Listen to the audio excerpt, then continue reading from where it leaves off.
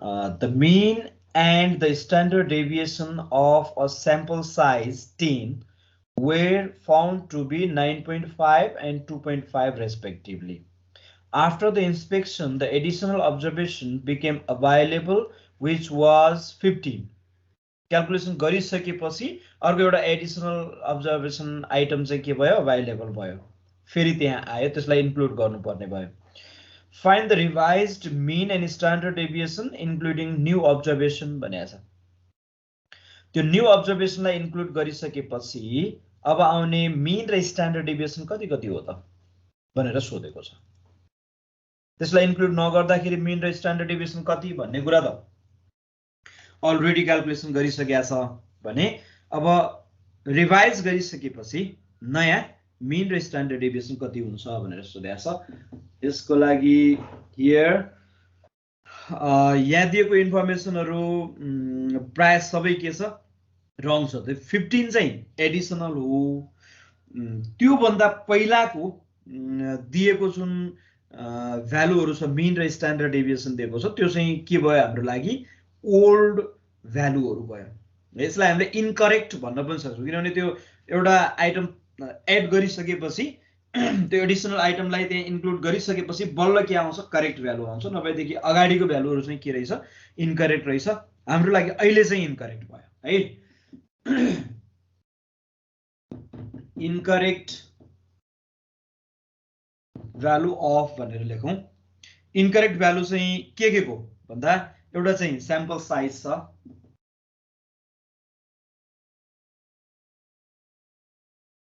sample size n equal to 10 है. एउटा चाहिँ हामीलाई गिभन चाहिँ sample size हो. त्यस्तै अर्को 9.5 र 2.5 दिएको छ रेस्पेक्टिभली भनेको छ. फर्स्टको मीन र सेकेन्डको स्ट्यान्डर्ड डेभिएसन हो. भनेको मतलब यो इनकरेक्ट मीन x बार इनकरेक्ट र incorrect standard deviation sigma incorrect, यो दुईटा भ्यालु दिएको छ 9.5 and 2.5. 9.5 and 2.5. After the inspection, the additional observation became available भनेको छ. भनेको मतलब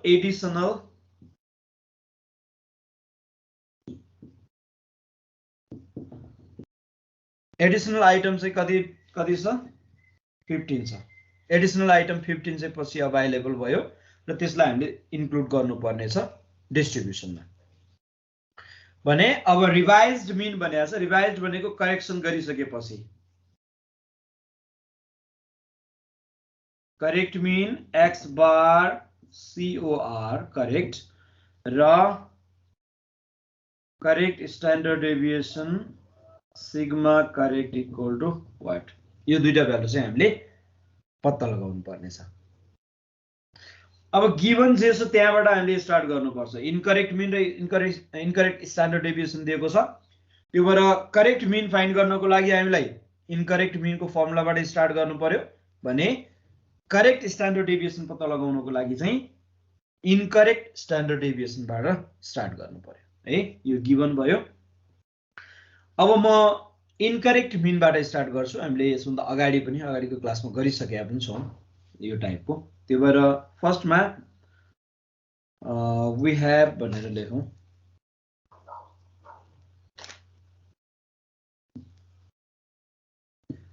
x bar incorrect equal to summation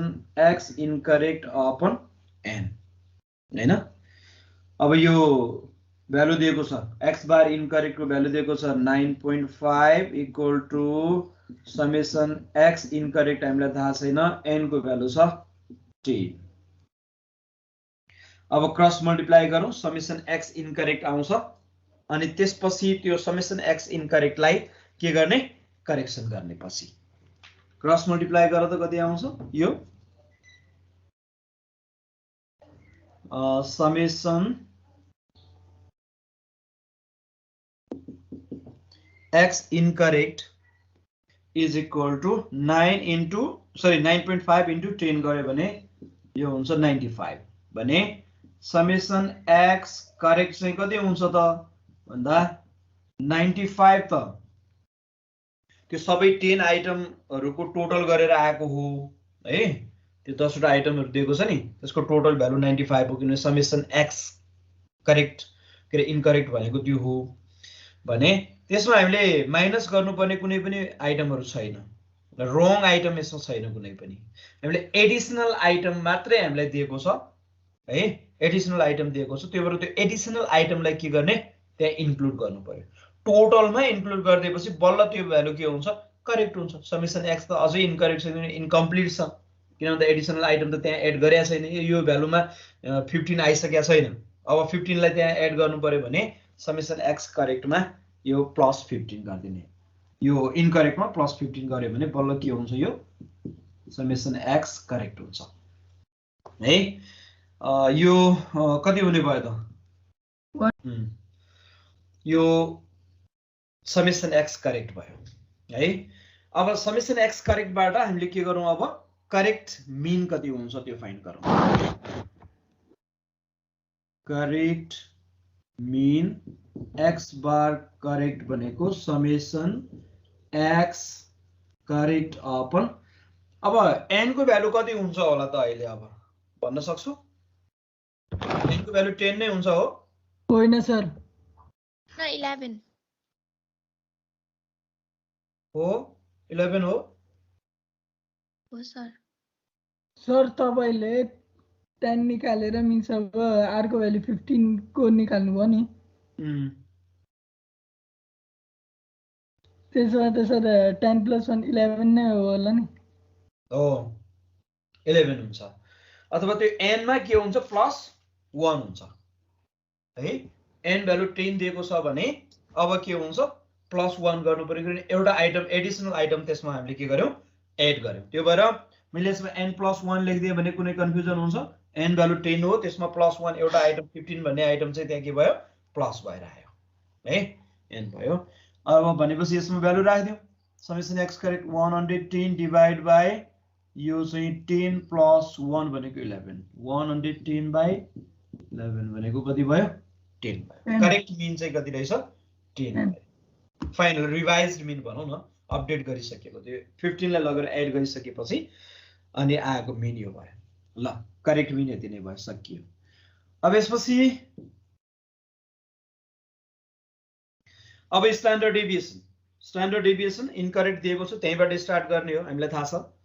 sigma incorrect equal to under root summation x incorrect by summation x square incorrect by n minus summation x incorrect upon n whole square भन्ने छ अब both side squaring गर्ने हो भने sigma incorrect square equal to यो root अर्छ summation x incorrect square by n minus summation x incorrect by n whole square भन्ने छ अब के गरौँ भ्यालु राख्दियौ सिग्मा इनकरेक्ट भनेको 2.5 छ 2.5 स्क्वायर गर्नु पर्यो 2.5 square equal to summation x incorrect square को भ्यालु हामीलाई थाहा छैन n को भ्यालु 10 नै हो पहिला सुरुमा दिएको इनकरेक्ट भ्यालु हो नि त हामीले अहिले लिएको त स्ट्यान्डर्ड डेभिएसन को इनकरेक्ट भ्यालु हो इनकरेक्ट भ्यालु भनेको सुरुमा दिएको स्याम्पल साइज जति छ त्यति नै लेख्दिने 10 माइनस समेसन एक्स इनकरेक्ट भनेको कति छ 95/10 होल स्क्वायर और 2.5 स्क्वायर भनेको कति हुन्छ 6.25 हो equal to summation x incorrect square by 10 minus 9.5 square गर्नु पर्यो 95 हुन्छ त्यो डिवाइड बाइ 10 गर्दा अनि त्यसको चाहिँ स्क्वायर गर्ने 9.5 को स्क्वायर गर्यो भने कति हुन्छ हेर त 90.25 हो 90.25 ल अब मैले यतापट्टि मेटाइदिन्छु है यो गिवन भ्यालु मात्रै हो यसमा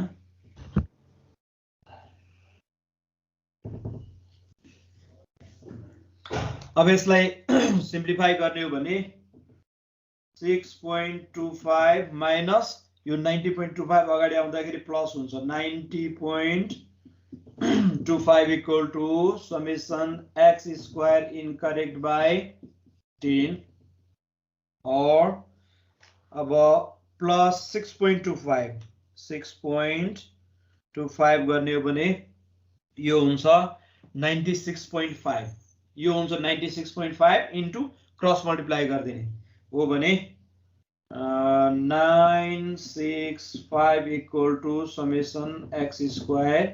इनकरेक्ट हुने भयो भनेको summation x square incorrect equal to 965 भयो भने अब समेसन x स्क्वायर करेक्ट कति हुन्छ त किन भन्दा हामीलाई त करेक्ट स्ट्यान्डर्ड डेभिएसन चाहिएको छ सर के नि बुझिएन कि यहाँ त मेरोमा त त्यस्तै छ अरूकोमा पनि नहीं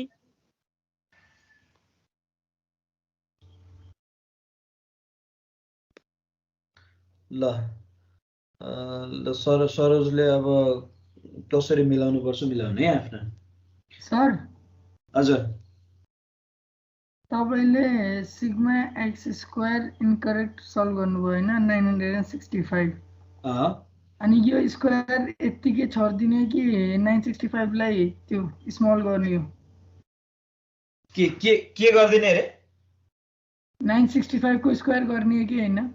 होइन नि यो त अलरेडी स्क्वायर भ्यालु तर आन्सर मिस्टेक हुन्छ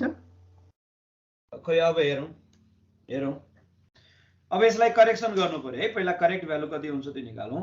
त्यो भनेको 965 मा त्यसमा माइनस गर्नुपर्ने इनकरेक्ट अब्जर्भेसन त छैन हामीसँग हैन माइनस गर्नुपर्ने अब्जर्भेसन कुनै पनि छैन खाली एडिसनल आइटम 15 भन्ने छ त्यसलाई हामीले एड गर्नुपर्ने छ प्लस कति गरौं 15 तर यो 15 मात्र लेख्न पाइएन किनभने स्क्वायर छ नि यहाँ x को त स्क्वायर गरिरहेछ त्यो भेरिएबललाई स्क्वायर गरिरहेछ त्यही भएर 15 स्क्वायरलाई लगेर एड गर्नु पर्यो त्यसमा है त्यो भनेको 15 स्क्वायर भने 225 हुन्छ 965 प्लस 225 गर्ने हो भने कति हुन्छ यो 1190 हुन्छ ल यो भ्यालु लगेर हामीले के गर्दियौ त्यो अब करेक्ट स्ट्यान्डर्ड डेभिएसनमा लगेर राख्दियौ now correct standard deviation sigma correct equal to under root summation x correct square by n minus summation x correct by n whole square अब नम्बर अफ अब्जर्भेसन कति हुन्छ त अघि भर्खर मैले मिनमा गरिसकेको छु मिन करेक्ट मिन फाइन्ड गर्ने बेलामा पनि हामीले फर्मुलामा के राखेका थियौं n मा +1 गरेर थपेका थियौं किनभने n को भ्यालु 10 त अलरेडी थियो त्यसमा एउटा आइटम 15 भन्ने त एड भएको छ त्यो भएर यसमा पनि के हुन्छ अब एडिसनल आइटम यसमा थपिएको हुनाले +1 हुन्छ यसमा पनि +1 हुन्छ अब भ्यालु राख्दियौ यो समेसन x करेक्ट स्क्वायर भनेको कति रहेछ 1190 डिवाइड बाइ यो 10 + 1 हुन्छ भने माइनस समेसन x करेक्ट चाहिँ कति आएको थियो 110 डिवाइड बाइ 10 + 1 होल स्क्वायर अब यसलाई सिम्प्लिफाई गरौं correct value of standard deviation यहाँ आइहाल्छ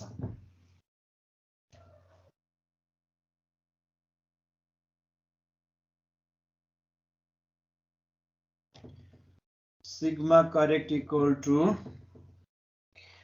अब यसलाई मैले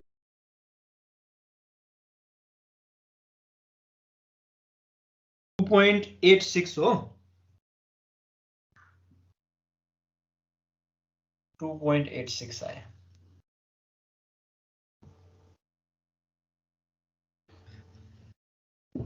therefore अब करेक्ट भनेर लेखेका छौं हामीले यहाँ त्यो भनेको के हो रिवाइज्ड मीन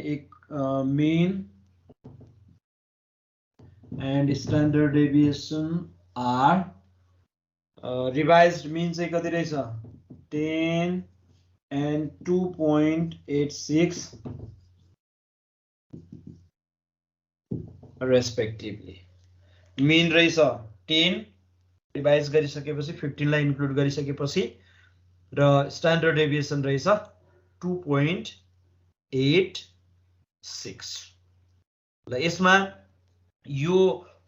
अरु क्वेशनहरु भन्दा अलिकति डिफरेन्ट किन भयो भने नर्मली के गर्थ्यो रङ आइटमहरु इनकरेक्ट आइटमहरु पनि त्यहाँ दिएको हुन्थ्यो इनकरेक्ट आइटमलाई हामीले माइनस गर्नुपर्ने र त्यसलाई रिप्लेस गर्नको लागि त्यसको करेक्ट आइटमहरु करेक्ट भ्यालुहरु पनि दिएको हुन्थ्यो त्यसलाई प्लस गर्नु पर्थ्यो इनकरेक्ट आइटमलाई माइनस गर्ने करेक्ट आइटमलाई प्लस गर्दाखेरि त्यहाँनिर चाहिँ नम्बर अफ अब्जर्भेसनहरु चाहिँ पहिला जति थियो त्यति नै हुन्थ्यो भने अहिले चाहिँ के हुने भयो भन्दा इनकरेक्ट आइटम यहाँ दिएको छैन खाली जुन मिसिङ भ्यालु भनेको थिएँ मैले मिसिङ अब्जर्भेसनहरु कुनै छ भनेदेखि त्यो दिन्छ भनेको थिएँ मैले यसमा मिसिङ भ्यालु 15 चाहिँ फेरि एडिसनली त्यहाँ एड गर्नु पर्यो थप्नु पर्यो इन्क्लुड गर्नु पर्यो त्यसले गर्दाखेरि नम्बर अफ अब्जर्भेसन चाहिँ के हुन गयो +1 हुन गयो अब दुईवटा आइटमहरु त्यसरी नै मिसिङ भएर फेरि एडिसनल थप्नु पर्ने भएको भएदेखि यहाँ के हुन्थ्यो